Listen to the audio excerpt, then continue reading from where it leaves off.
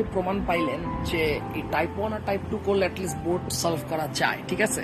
তো এখন এই যে কুমিটোলার একটা কোশ্চেন যেটা দিলেন আপনারা, এই কোশ্চেনটা হচ্ছে অ্যাডভান্স লেভেলে চলে যাবে, অ্যাডভান্স লেভেলে। তাহলে এখন আমরা নুব আর প্রো থেকে অ্যাডভান্স লেভেলে চলে গেলাম।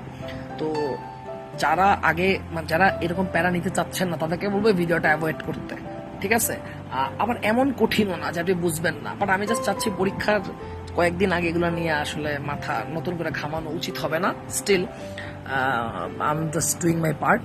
এখানে দুইটা ঘটনা ঘটছে, এটা হচ্ছে দক্ষিণ দিক, এটা হচ্ছে উত্তর দিক। দক্ষিণ থেকে উত্তর দিকে হচ্ছে একজন লোক 5 মিটার পার সেকেন্ড বেগে যাচ্ছে, আর আরেকজন লোক উত্তর থেকে দক্ষিণ দিকে 5 মিটার পার সেকেন্ড বেগে যাচ্ছে। ওকে ফাইন, ভালো কথা। এইবার কেন এটাকে অ্যাডভান্সের মধ্যে ফেলাচ্ছি, তার রিজন হচ্ছে বৃষ্টি। এখানে বাই দ্য ওয়ে এখানে কোনো বাতাস নাই, এখানে কোনো বাতাস নাই, সো বাতাসের কোনো গ্যাঞ্জামটা এই জায়গায় নাই। বাট প্রবলেম হচ্ছে এতক্ষণ ধরে বৃষ্টি খারাপ ভাবে পড়তেছিল, কিন্তু এখন বৃষ্টি খারাপ ভাবে পড়তেছে না, বরং এখন বৃষ্টিটা কি হচ্ছে তোমার এই দক্ষিণ দিকের সাথে 60 ডিগ্রি কোণ করে 30 মিটার পার সেকেন্ড বেগে পড়তেছে। দক্ষিণ দিকের সাথে 60 ডিগ্রি কোণ করে 30 মিটার পার সেকেন্ড বেগে পড়তেছে। তাইলে প্রথম কোশ্চেন যেটা আসছে এখানে, যে প্রথম ব্যক্তির উপর কত বেগে বৃষ্টি পড়তেছে, তার মানে আমাকে ওই যে সেই বেগটা মানে লব্ধি বেগটা আমাকে বের করতে হবে। তাহলে আমি যদি গ নম্বরে চাই সেই লব্ধি বেগটা যদি বের করি, কিভাবে করা যায় খেয়াল করেন। তো প্রথমে আমি যেটা বলছিলাম আপনাকে চিন্তা করতে, যে লোকটা যাচ্ছে এই দিকে 5 মিটার পার সেকেন্ড বেগে, বাট লোকের বেগ ইম্পর্টেন্ট না, ইম্পর্টেন্ট হচ্ছে লোকের সাপেক্ষে সৃষ্ট বাতাসের বেগ। তো লোক যদি এদিকে যায়, বাতাস যাবে কি উল্টা দিকে। তাহলে এখানে 5 মিটার পার সেকেন্ড বেগে বাতাস উল্টা দিকে হিট করতেছে। এখন আসে হচ্ছে বৃষ্টি। বৃষ্টি খারাপ ভাবে পড়তেছে না, কিভাবে পড়তেছে, তির্যক ভাবে পড়তেছে। তো আমরা তো এটা জানি, তির্যক ভাবে কোনো ভেক্টর রাশি থাকলে তাকে আমরা কি করতে পারবো, দুইটা লম্ব উপাংশে ভাগ করতে পারবো। এই হচ্ছে আমার বৃষ্টির বেগ 30, এটাকে আমি দুইটা লম্ব উপাংশে ভাগ করব। এই হচ্ছে তার একটা আনুভূমিক উপাংশ, আর এই হচ্ছে তার একটা কি উপাংশ, উল্লম্ব উপাংশ। আমরা যদি এখন এটা যদি 60 ডিগ্রি হয়, তাহলে এটার বিপরীত কোণ এটাও 60 ডিগ্রি।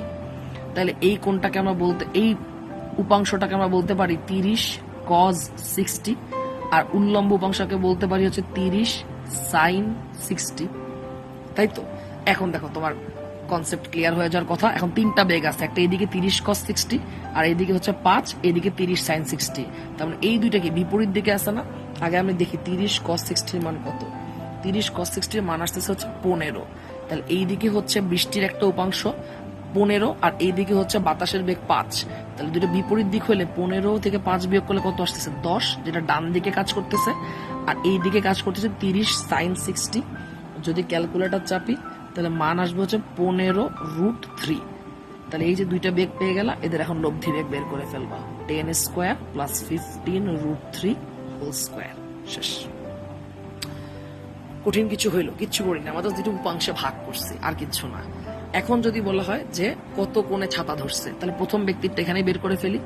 যে প্রথম ব্যক্তির বেলায় আমরা কি দেখতেছি, যে এই দিকে হচ্ছে লব্ধি বেগ। কার লব্ধি বেগ, বৃষ্টির আনুভূমিক উপাংশ, আর হচ্ছে বাতাসের লব্ধি বেগ এদিকে, আর এইদিকে হচ্ছে বৃষ্টির উল্লম্ব উপাংশ, ঠিক আছে। আচ্ছা, তো এখন তাইলে আমরা কি করতে পারি, বৃষ্টি থেকে রক্ষা পেতে হলে কত কোণে ছাতা ধরতে হবে। তাহলে আমি আবারও এই ছাতার কনসেপ্টটা নিয়ে আসলাম, যে এই হচ্ছে আমার থিটা কোণে ছাতা ধরতে হবে। তাহলে এই হচ্ছে আমার থিটা, তাহলে tan থিটা সমান হয়ে গেল লম্ব ডিভাইডেড বাই হচ্ছে ভূমি।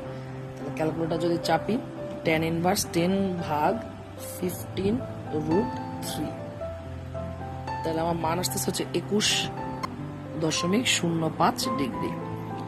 আবার দ্বিতীয় লোকেরটা ব্যাখ্যা করতে গিয়ে আমাদের রিভিশন হয়ে যাবে। সো আরেকজন যে লোক আছে, সে উত্তর থেকে দক্ষিণে 5 মিটার পার সেকেন্ড বেগে যাচ্ছে। তাহলে আপনি বুঝতেই পারতেছেন, তাহলে এই লোকের সাপেক্ষে বাতাসের বেগও উল্টা দিকে হবে 5 মিটার পার সেকেন্ড, আর বৃষ্টি হচ্ছে দক্ষিণ দিকের সাথে 60 ডিগ্রি কোণে পড়তেছে। তাহলে 60 ডিগ্রিকে পিছনের দিকে বাড়ায় যদি দেই, তাহলে এখন এটা 60 ডিগ্রি হলে এটাও 60 ডিগ্রি। তাহলে এই বৃষ্টির দুইটা উপাংশ পাবো, একটা হচ্ছে আনুভূমিক উপাংশ যেটা হচ্ছে কত 30 cos 60 মানে হচ্ছে 15, আর একটা হচ্ছে উল্লম্ব উপাংশ যেটা 30 sin 60 15√3। এখন খেয়াল করো, এখন বাতাস হচ্ছে এদিকে 5, আর বৃষ্টির একটা উপাংশ এদিকে 15। তাহলে 15 বিয়োগ 5, সরি উল্টা বললাম, মানে লোকের বেগটা ছিল এদিকে 5, এটা তো লোকের বেগ ছিল, আর লোকের সাপেক্ষে বাতাসের বেগ হচ্ছে এইদিকে, তাই না। তাহলে এখন বাতাসের বেগ হচ্ছে এইদিকে 5, আর বৃষ্টির উপাংশ হচ্ছে এইদিকে 15, তাহলে 15 5 একই দিকে যেহেতু, তাহলে এইদিকে হয়ে গেল 20, আর এইদিকে তো 15√3 আছেই, তাহলে tan থিটা ইকুয়ালস টু, এটাকে থিটা ধরো, লম্ব হচ্ছে 20 আর ভূমি হচ্ছে 15√3, তাহলে tan ইনভার্স 20/15√3।